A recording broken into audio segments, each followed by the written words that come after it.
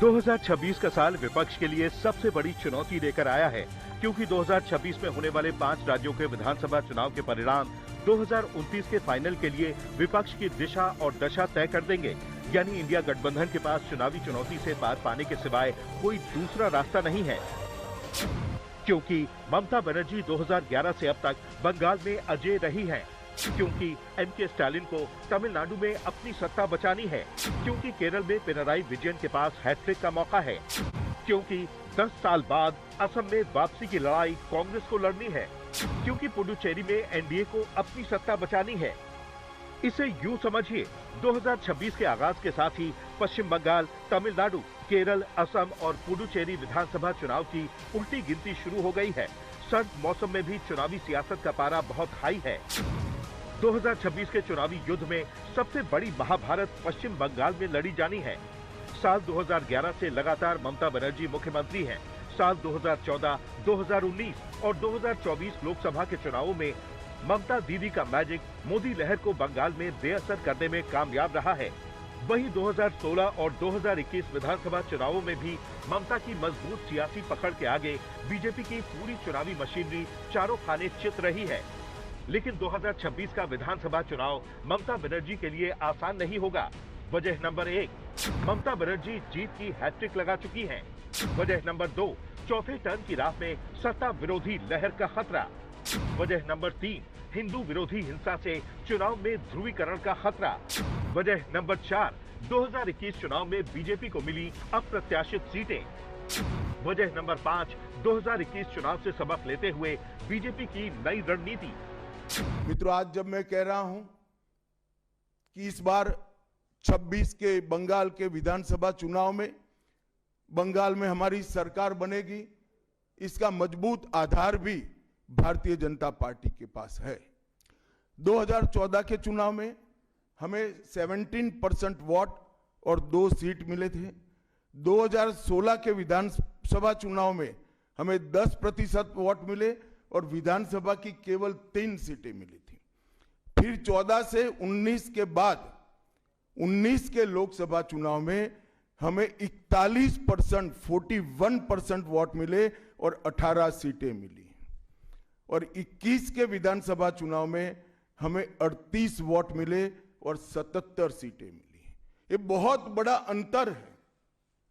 जिस पार्टी को केवल 3 सीट मिले थे, वो पार्टी 5 साल के ही अंतराल में 77 सीट प्राप्त करी। बीजेपी ने 2026 विधानसभा चुनाव का बिगुल फूंक दिया है, तो ममता बनर्जी अपना किला बचाने के लिए एक बार फिर बीजेपी के खिलाफ आक्रामक तेवरों के साथ आगे बढ़ रही हैं।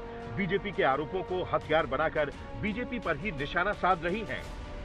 विकास और गरीब कल्याण की एक मजबूत सरकार बनाने का बंगाल की जनता का संकल्प बंगाल में जहां पर भी जाते हैं वहां दिखाई पड़ता है।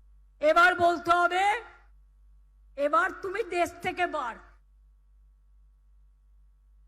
বাংলা জিতে তোমাকে দেশ থেকে কি করে তাড়াতে হয়, গণতন্ত্রের মাধ্যমে বাংলাই পথ দেখাবে, বাংলাই দিশা দেখাবে, বাংলাই সারা ভারতবর্ষ জুড়ে। मिशन बंगाल पर अमित शाह जुट चुके हैं। प्रधानमंत्री मोदी बंगाल की जनता को अपनी योजनाओं की सौगात दे रहे हैं। देश की पहली स्लीपर वंदे भारत ट्रेन को पीएम मोदी हरी झंडी दिखा सकते हैं, जो गुवाहाटी से कोलकाता के बीच चलेगी। भ्रष्टाचार के आरोप, बांग्लादेशी घुसपैठिए, हिंदू मुस्लिम वाली सियासत के बीच ममता बनर्जी को चुनावी अग्नि परीक्षा में पास होकर खुद को साबित करना होगा, क्योंकि बीजेपी के पास खोने के लिए कुछ नहीं है, लेकिन पाने के लिए पूरा बंगाल है। 2026 में ममता चुनौतियों को चित करने में कामयाब रही तो 2029 में विपक्ष की ताकत बढ़ना तय है। अगर बात तमिलनाडु की करें तो 2021 से एमके स्टालिन की अगुवाई में इंडिया गठबंधन की सरकार है। दक्षिण भारत में तमिलनाडु इंडिया गठबंधन का सबसे मजबूत किला है। भारतीय जनता पार्टी की लाख कोशिशों के बावजूद आज तक तमिलनाडु में कमल नहीं खिला। 2026 के विधानसभा चुनावों में इंडिया गठबंधन की राह में एनडीए बड़ी चुनौती है, क्योंकि तमिलनाडु की प्रमुख पार्टी एआईएडीएमके के साथ बीजेपी का गठबंधन है। हालांकि तीसरे फ्रंट के तौर पर उभरी तमिल एक्टर थलपति विजय की पार्टी तमिलागा वेट्टी कज़गम भी इंडिया गठबंधन की राह में रोड़ा बन सकती है। ऐसे में इंडिया गठबंधन के सामने तमिलनाडु का चुनावी रण लड़ो या मरो जैसा है। 2026 में असम के विधानसभा चुनाव बीजेपी और कांग्रेस दोनों के लिए चुनौती भरे हैं, क्योंकि मुख्यमंत्री हेमंता बिस्वा शर्मा के पास हैट्रिक का मौका है और कांग्रेस के पास 10 साल बाद सत्ता में वापसी की राह खुल सकती है। आपके चीफ मिनिस्टर अपने आप को चीफ मिनिस्टर नहीं समझते हैं, असम के राजा समझते हैं। और असम का राजा 24 घंटे कभी अदानी को, कभी अंबानी को आपका धन, आपकी जमीन देने में लगे हुए हैं। मगर अगर आप उनकी आवाज अच्छी तरह सुनोगे, टीवी में अगर आप उनको अच्छी तरह देखोगे, तो आपको पता लगेगा कि आवाज के पीछे डर है।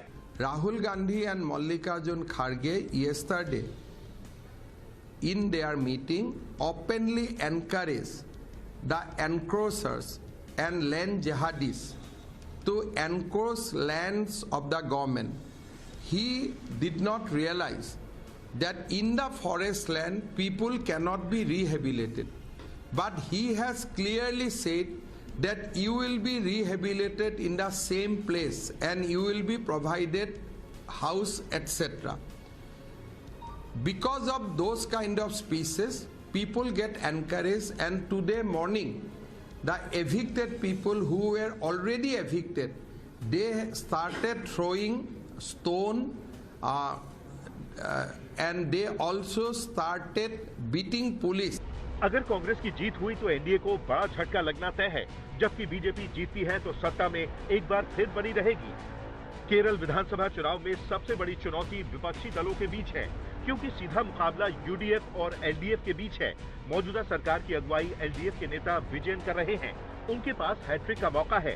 अगर केरल में वाम दल की सरकार को बेदखल करने में कांग्रेस और उसके साथी कामयाब रहे तो 2029 के फाइनल के लिए कांग्रेस का मनोबल जरूर बढ़ जाएगा।